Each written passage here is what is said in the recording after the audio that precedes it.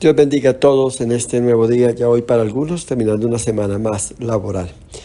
En el libro del profeta Isaías, en el capítulo 40, en el versículo 31 dice: pero los que esperan a Jehová tendrán nuevas fuerzas, levantarán alas como las águilas, correrán y no se cansarán, caminarán y no se fatigarán. Y aquí hay un verbo de acción muy claro y muy contundente, que es esperar a Jehová, esperar en Dios. Y esperar no anula la capacidad de orar. Siempre tenemos que orar, siempre tenemos que pedir, siempre tenemos que buscar a Dios. Por medio de la oración es que nos acercamos a Dios, por medio de la oración es que nos comunicamos, hablamos con Dios y expresamos.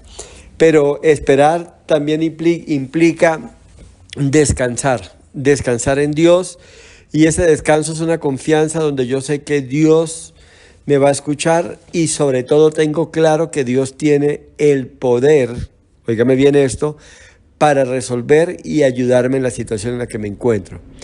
Siempre que oramos a Dios y lo hacemos guiados por el Espíritu Santo, oramos dentro de la perfecta voluntad de Dios, nos movemos dentro de la voluntad de Dios, no hacemos algo diferente fuera de la voluntad de Dios. Por eso usted no va a orar y usted no va a poder confiar de que Dios lo respalde en un ilícito. Usted no va a poder confiar en que Dios lo va a ayudar cuando está cometiendo algo que va en contra de la ley, porque Dios eso no lo respalda.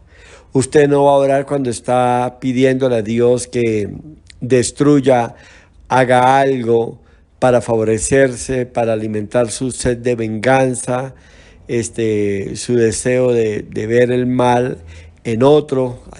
Hay personas, aún cristianos, que tienen la costumbre de pagar mal por mal. No se ora por eso. Y si se ora, es lo que se conoce como una oración contraria, y Dios no escucha ese tipo de oración. Dios no respalda eso. En tercer lugar, y aquí hay algo bien importante, esperar en Dios implica guardar silencio y dejar que las cosas se desarrollen dentro de la perfecta voluntad.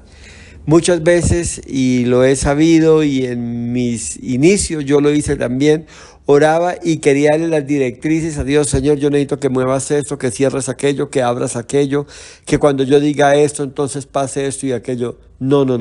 Esperar en Dios implica que yo he orado y que yo estoy confiando en los procesos, en la evolución, en las situaciones como Dios las está manejando.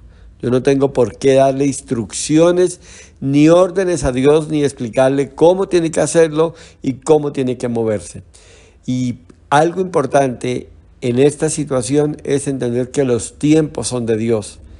Estas alturas, como cristiano, como siervo de Dios, como pastor, todavía hay oraciones que estoy esperando respuesta, y han pasado tal vez más de 10 años, pero así es Dios. No me he olvidado de lo que le he pedido a Dios. El Espíritu Santo muy de vez en cuando me recuerda: hay esto pendiente, y viene. Y yo tengo que saber que Dios conoce los tiempos, cuándo es el mejor momento, cuándo es preciso que las cosas se den de esa manera, y usted tiene que esperar en Dios y confiar en Dios. Y por último, muchas veces Dios habla o nos muestra algo que va a hacer. Óigame bien, algo que va a hacer, algo que va a acontecer a favor tuyo, a favor de tu casa, a favor de los tuyos. Eso no implica que Dios lo va a hacer moverse, o le está diciendo vaya y adquiere esto y compre esto. Me explico, y quiero ser muy claro en eso. De pronto Dios le muestra a alguien: voy a hacer contigo esto, o te voy a llevar a otro país, o voy a hacer... Entonces la persona ya mete la mano, como lo hizo Abraham, y quiere ayudarle a Dios. Entonces aligera el viaje, o va y saca un crédito bien grande y se compra una casa y se compromete y arriesga sus finanzas, su estabilidad económica, porque Dios le mostró. Siempre cuando Dios muestra algo, no es que le está dando la orden: vaya y lo compre, o venda sus cosas y váyase de viaje. Nunca pase eso. He visto gente, por ejemplo, que se ha ido para otro país sin consultar a Dios, o se siente porque Dios mostró, pero no era el tiempo. Y veo que algunos, por ejemplo, hacia Estados Unidos, muchos viajan con la visa de turismo y no regresan. Eso es ilegal, Dios no respalda eso.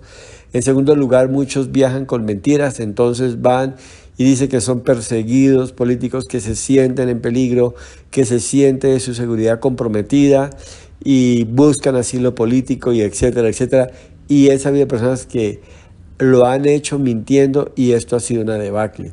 Es posible que económicamente le vaya bien, pero no piensan lo que puede venir más adelante. Me explico también. No vaya a ser que tus hijos se casen con una persona inadecuada y no sea la persona que tenía Dios para tu hijo, para tu hija. Y entonces tú provocaste eso porque te lo llevaste para ese lugar. ¿Te acuerdas lo que le pasó a Noemí, a su esposo y a sus hijos cuando se fueron de Jerusalén? Se fueron a una nueva tierra buscando mejor futuro, porque se había presentado una situación difícil en Jerusalén y todo terminó mal. Noemí volvió derrotada. Gracias a Dios por la misericordia de Dios. Dios restauró y reacomodó lo poco que quedó, pero no es la voluntad de Dios. Cuando uno ve un panorama de esto, este no es el deseo de Dios. Entonces esperar a Jehová, esperar en Dios, confiar en Dios implica orar, guardar silencio, confiar y dejar que la perfecta voluntad de Dios en el tiempo de Dios, y termino con esto, a la manera de Dios, Él lo va a hacer. A la manera de Dios, Él lo va a hacer. ¿Sabías tú que de la descendencia del primer hijo que tuvo Abraham, Ismael, hoy son los del famoso bloque árabe, estos 7 países que son enemigos acérrimos de Israel? Ahí está Egipto, ahí está Irán, ahí está Palestina, ahí está Jordania, ahí está los países, el bloque árabe. Todos estos países son enemigos cruciales. ¿De dónde salió este pueblo? De una mala decisión que tomó Abraham. Dios le había prometido que le iba a dar un hijo, ese era Isaac, el hijo de la promesa. Y a él con su esposa le pareció bien que tenían que ayudarle a Dios porque le habían pasado más de 20 años desde la promesa y como no veían respuesta, entonces dijeron, vamos a ayudarle a Dios, vamos a hacerlo a nuestra manera. Finalmente Dios nos habló, Dios nos lo mostró, Dios nos lo dijo y todo terminó en una situación difícil que aún hoy es un conflicto allí en el Medio Oriente de Israel contra todo el bloque árabe, contra todos los descendientes de Ismael. Lo bendigo, le deseo lo mejor del Señor. Para algunos ya está empezando al final de este día su fin de semana.